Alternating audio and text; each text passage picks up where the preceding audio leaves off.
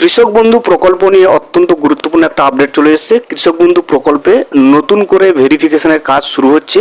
যে সমস্ত উপভোক্তারা কৃষক বন্ধু প্রকল্পের আর্থিক সহায়তা রাজ্য সরকার তরফ থেকে পেত, তাদের প্রত্যেককেই কিন্তু এই ফর্ম ফিল আপ করে নতুন করে আবার কৃষি দপ্তরে জমা করতে হবে এবং সাথে কিছু সাপোর্টিং ডকুমেন্টস আপনাকে জমা করতে হবে। এই ফর্ম যদি আপনি না পূরণ করেন, সেক্ষেত্রে কৃষক বন্ধু প্রকল্পের যে আর্থিক সুবিধাটা আপনি রাজ্য সরকার তরফ থেকে পেতেন সেটা কিন্তু বন্ধ হয়ে যাবে, অর্থাৎ কৃষক বন্ধু প্রকল্প থেকে আপনার নাম কিন্তু বাতিল যাবে।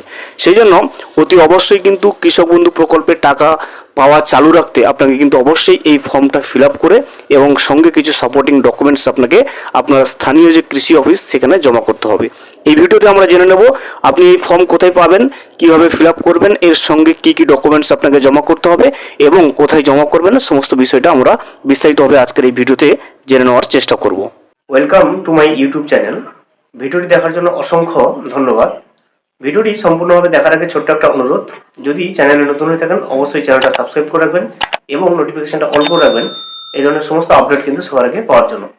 চলুন আজকের ভিডিওটি আমরা বিস্তারিতভাবে দেখে নিই। এই মুহূর্তে আপনি স্ক্রিনে যেটা দেখতে পাচ্ছেন এটা হচ্ছে সেই কৃষক বন্ধু প্রকল্পের ভেরিফিকেশন ফর্ম, যেটা হচ্ছে অ্যানেক্সার 1 বা সংযোজনী 1।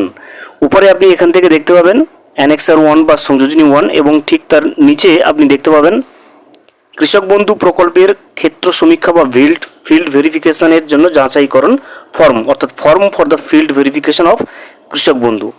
এই ফর্ম আপনি কীভাবে ফিল আপ করবেন, দেখুন এই সাইটটা আপনাকে কিন্তু ফিল আপ করার কোনো প্রয়োজন নেই। এবারে আপনি প্রথমে দেখতে পাচ্ছেন এখানে কৃষক বন্ধু যে আইডি নম্বরটা আপনাকে এখানে বসাতে হবে। ক্রমিক বা সিরিয়াল নম্বর আপনাকে বসানোর কোনো প্রয়োজন নেই, এটা যিনি অফিসার আপনার ভেরিফাইড করবেন তিনি কিন্তু এটা উল্লেখ করবে। এবারে দেখুন প্রথমে রয়েছে সুবিধাভোগীর নাম, অর্থাৎ কৃষক বন্ধু প্রকল্পের যিনি বেনিফিশিয়ারি তার নামটা কিন্তু আপনাকে এখানে লিখে দিতে হবে। দ্বিতীয়ত দেখুন ওই উপভোক্তার যদি বাবা বেঁচে থাকে বাবার নাম, যদি উনি ম্যারিড মহিলা হয়ে থাকেন সেক্ষেত্রে হাজব্যান্ডের নাম, অথবা বাবা যদি মারা গিয়ে থাকেন সেক্ষেত্রে গার্ডিয়ানসের নাম এখানে বসবে। তৃতীয়ত দেখুন এখানে ঠিকানা আপনি বসাবেন 3 নম্বরেতে।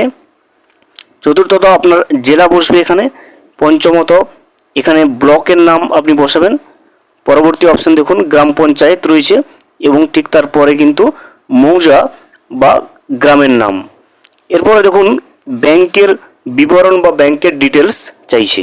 প্রথমে চাইছে ব্যাংক এবং শাখার নেম, অর্থাৎ name of bank and branch, অর্থাৎ যে ব্যাংকে আপনি কৃষক বন্ধু প্রকল্পের টাকাটা চাইছেন সেই ব্যাংকের নাম এবং ব্রাঞ্চের নামটা এখানে বসবে। তারপরে দেখুন এখানে আইএফএসসি কোড বসবে এবং ঠিক তারপরে অ্যাকাউন্ট নম্বরটা বসাবেন আপনি। এবং তারপর দেখুন আধার লিঙ্কড মোবাইল নম্বর, অর্থাৎ যে মোবাইল নম্বর আপনার আধার কার্ডের সঙ্গে লিঙ্ক রয়েছে সেই নম্বরটা কিন্তু এখানে আপনাকে বসাতে হবে। এরপরে আধার নম্বরটা পরবর্তী ঘরে বসবে। তারপর দেখুন এখানে বলছে এপিক নম্বর, অর্থাৎ আপনার ভোটার কার্ডের নম্বর। তারপরে বলছে ওয়েদার লিস্টেড ইন এএসডিডি, অর্থাৎ এএসডিডি যে এসআইআর রয়েছে যেখান থেকে যদি নাম বাদ যায় সেই লিস্টে যদি আপনার নাম থাকে তাহলে কিন্তু আপনি উল্লেখ করবেন অবশ্যই। এরপরে দেখুন বলছে ওয়েদার পিএম কিষাণ বেনিফিশিয়ারি, আপনি যদি পিএম কিষাণ প্রকল্পের টাকা পেয়ে থাকেন অবশ্যই কিন্তু এখানে মেনশন করে দেবেন যে আপনি পিএম কিষাণ বেনিফিশিয়ারি কিনা। এরপর রয়েছে দেখুন প্রধান পেশা, আপনার যে প্রাইমারি যে অকুপেশন সেটা কিন্তু আপনাকে এখানে বিস্তারিতভাবে লিখে দিতে হবে। এরপর দেখুন ল্যান্ড হোল্ডিং ডিটেলস, অর্থাৎ জমির বিবরণটা আপনাকে এখানে দিতে হবে।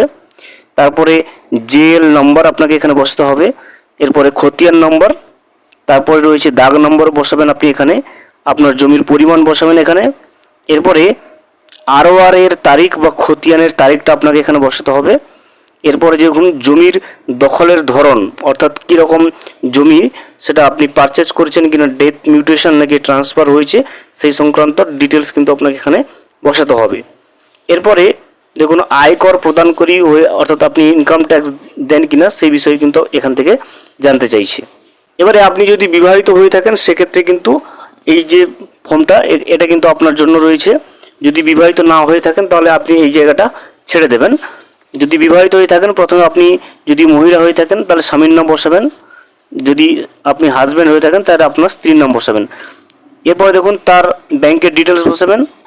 এরপরে ব্যাংকের ব্রাঞ্চের নাম, পরবর্তীকালে দেখুন আইএফএসসি কোড, তারপরে অ্যাকাউন্ট নম্বর, একইভাবে আধার কার্ডের সঙ্গে যুক্ত মোবাইল নম্বর, আধার নম্বর, এপিক নম্বর, এরপর ওই আপনার স্বামী বা স্ত্রী কৃষক বন্ধু প্রকল্পে টাকা পেয়ে থাকে কিনা সেটাও কিন্তু আপনাকে এখানে মেনশন করে দিতে হবে।